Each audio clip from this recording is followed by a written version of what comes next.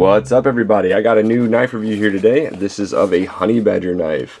And before I get into this review, I want to talk a little bit about the box this knife comes in. This is actually a pretty cool box. It's got some unique design language to it, and some little Easter egg here. You can see the honey badger logo with the little honey badger here. But if you actually get both boxes, what's kind of cool, you set one on top of another in the right spot, it makes the whole honey badger for the most part.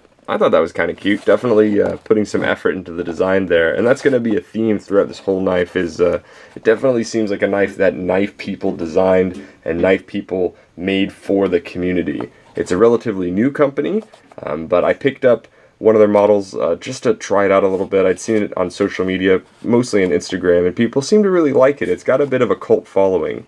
Now, they are coming out with a lot of new models, but this is the first model they came out with, so that's the one we're going to talk about because that's the one I've spent the most time with. Now, if you look over here, that's going to be the model number. This is the medium size. Go ahead and get into this box here. First thing you'll see when you open it is the product information, little warranty guidance. It's going to have some pictures of some of the other models as well.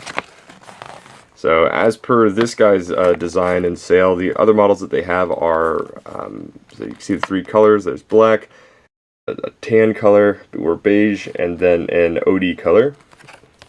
You've got a gut hook variety, and you've got a hawkbill variety. One kind of looks very similar to the hawkbill delicas and the hawkbill salts, but it's cool. There's some other models that they've come out with, some interesting like Emerson openers. There's a sheep's foot style blade. There is a drop point with the Emerson opener. So it looks like they're really expanding and doing some stuff with the company, which is nice. Go ahead and set this over here. Then in each of these boxes you get a little feedback card. Basically, you know, share the story of the knife, what you think about it. So when you get the knife here, it's going to come in your pretty much standard polypropylene sleeve.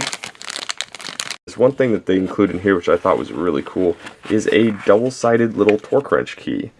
So I'm not exactly sure how strong this is and how much it's going to hold up.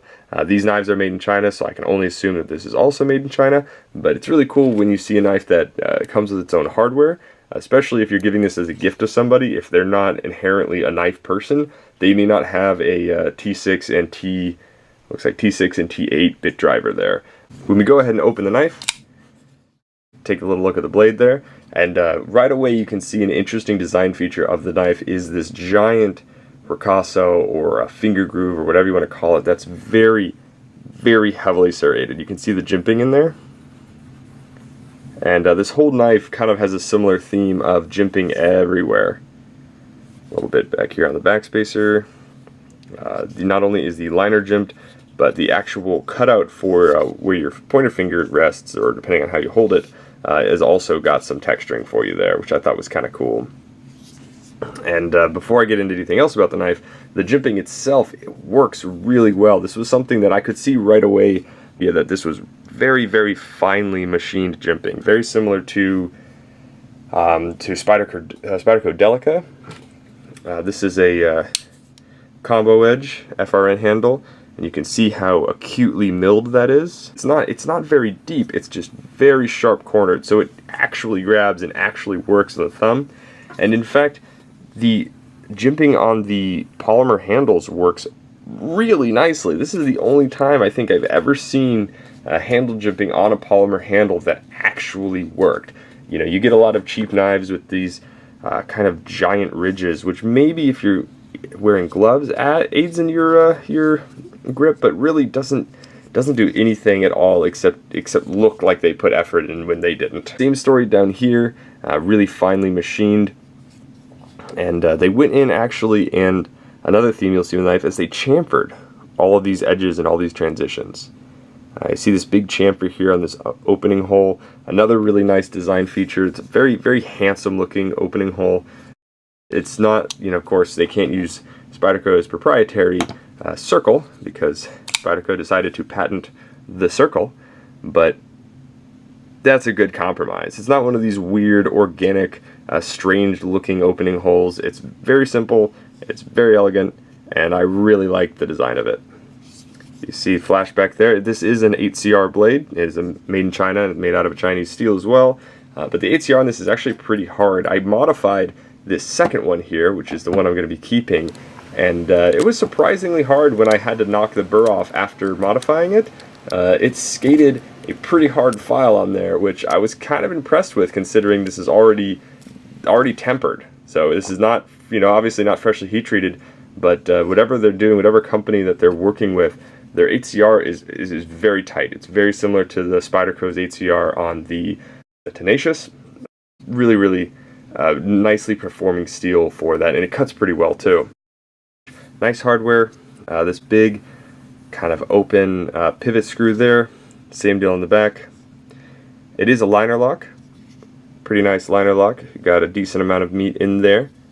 And the liner does sit fully into the handle when you're closing it. And if you can see in there, it's fully skeletonized. I'll go ahead and put up all the specs of the knife there as well. And again, you can find these online. But it weighs almost nothing. I mean, this is a very light knife. And in the hand, you can feel almost no difference between this and the Spyderco Delica 4. Delica 4 might actually be a hair heavier. I don't know because I don't have the information in front of me. But that may also be because this is full flat grind, where the Delica is just a saber ground. So there's probably just a little bit more meat on the Delica. That being said, though, this is a broader blade, so they feel really, really close. Pocket clips. Very few things are going to beat the Spyderco Delica 4 pocket clip for me. This is one of my favorite pocket clips of all time. This is kind of your standard part spin deep carry clip. You see this exact clip, or at least this exact design, on a lot of knives. You see it on a lot of Kaiser knives. You see it on some rake, however you pronounce it, knives. This has just become a really popular kind of loop over design. Absolutely nothing wrong with it. Works well, sits deep in the pocket. It's got an extra spot here so that it's not too slick. Your thumb can kind of grab the material. Because it is the honey badger knife, this is a very thematic knife, if you'll notice. The kind of honeycomb design is printed all throughout the knife. It almost looks like a 3D print. It's interesting. I've never seen this before. It reminds me of C-Tech. C-Tech has got a little bit tighter grouping of the hexagons there, but it's a handsome handle. It looks nice. Not particularly grippy, but not bad either. It's not slick. It's got a good texture actually in the FRN as well. So the only difference between these two knives, other than this one's green and this one's beige, is that I modified the ricasso on this one. If you'll take a look in here, that jimping, which is very effective, starts out in a nice thick area and then terminates in a very, very, very thin portion right up here. And that's where the problem comes in. So we've got a bit of magnification now, and I'm going to go ahead and show you my chief complaint with this knife actually has to do with this ricasso area.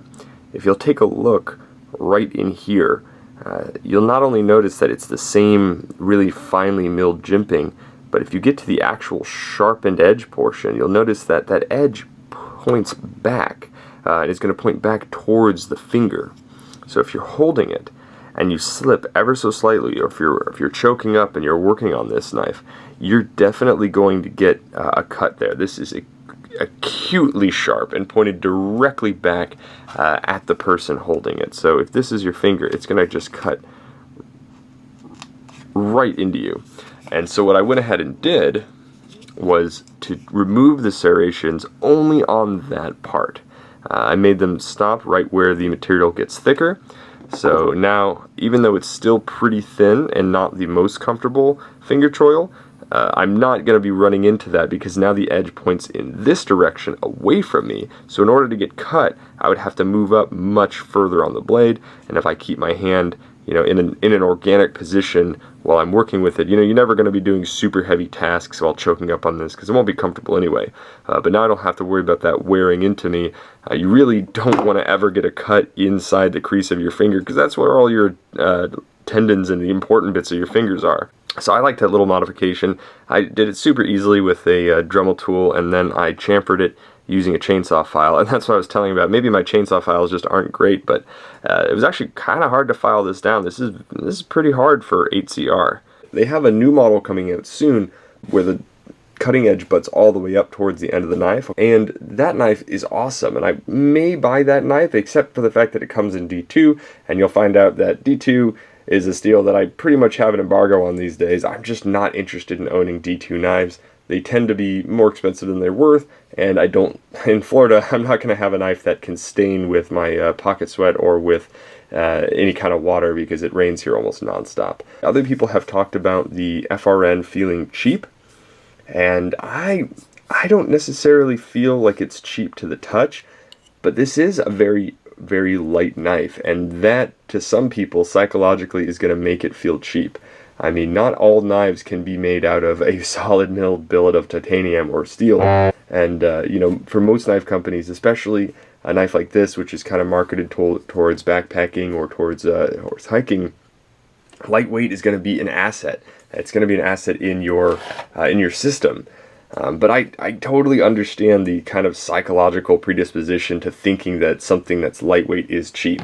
I mean, a knife that I showed earlier, this knife, this little Schrade, this is a very cheap knife. I got this in a pack of 4 for $20. This is a $5 knife if my math is correct, and it actually is a little bit heavier and has a rubberized grip. And to some people, if they hold these two knives, they may think that this feels a little bit tougher, even though this is a less strongly built knife. It's absolutely got a worse steel.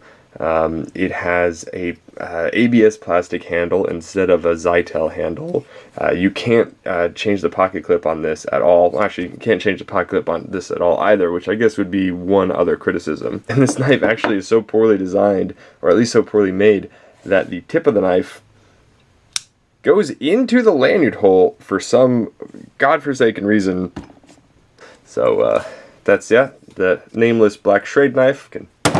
One other thing I forgot to mention is that this is on ball bearings, and the ball bearings, they're okay. It flips open super nicely. The action on this thing is excellent. Great little fidget knife.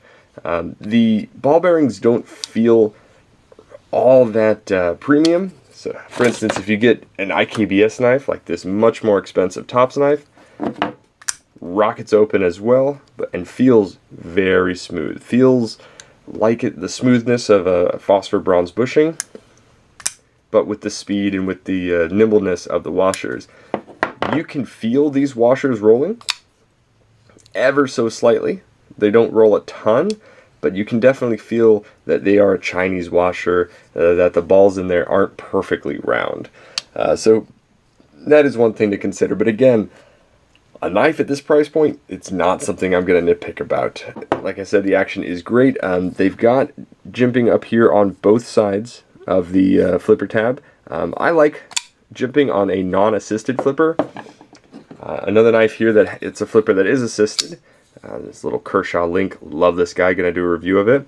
This doesn't need jimping. I don't know why they put jimping on the back of here. I don't dislike it. It doesn't hurt the knife at all, but since I don't have to give it any inertia to fly out, you know, this is something I'm going to push button. Once it gets past that event horizon, it's just going to open by itself. I already compared it to the Spyderco Delica 4.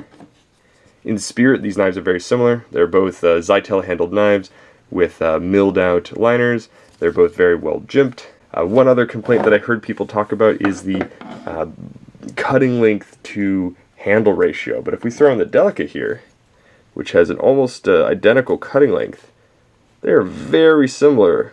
And one of the chief differences being that this doesn't have a true ricasso. This is not nearly as comfortable to put your finger on as this guy. Now, other IKBS knives that I felt when it comes to the action of them, this knife here, which works well if you flick it down, but you can't push button because it's just not heavy enough, is the Boker Plus Urban Trapper. Again, very, very smooth action, but because of the shape of the flipper, you gotta rake it for it to open. Another knife as far as blade shape that kind of reminds me of it is the SE Knives Zancudo. They're both full flat grind, but again, also made overseas. This one made in Taiwan. Not quite deep carry pocket clip, but this is actually my most carried knife, so it's going to be in a lot of my knife comparisons. And again, when it comes to Zytel knife, this is a rather heavily modified K-bar dozer, but very similar in size, very similar in weight. The K-bar is going to be just maybe a tiny, tiny bit lighter, but that's because this one has no liners in it at all. So I only bought one of these knives but I've got two colors here in the review, and that's because when Honey Badger first sent me this knife, they accidentally sent me the wrong color. I ordered the green, but they sent me the beige, and all I had to do was write them a little letter saying, hey guys, you accidentally sent me the beige one when I ordered the green one. They got back to me an hour later telling me that they had shipped the green one out, and they're going to ship it with a prepaid package to send it back to them, send the beige one back. So it's going out tomorrow. Tomorrow's Monday morning, so I'll be able to go to the post office. But I thought that was excellent. The response time was lightning fast to me. So I highly recommend their customer service. As a company, I really want them to do well, because having any kind of involvement with them at all was really nice, and just knowing that there's a person on the other end of there to talk with me about it was really cool. So, I wish you guys all the luck with your company. I'm enjoying the knife a lot. I'll be taking it on some trips with me, just seeing how it works. And yeah, if I have any more opinions about the knife, this is kind of a brief, or not brief, but this is kind of a long ranty overview of it. Like I said, my opinions change at all, I will let you guys know. So thank you so much for tuning in for this rather long episode. I'll have another one later in the week. Maybe a knife, maybe a new piece of gear, but you'll see when the thumbnail comes up. Take care, guys. See you around.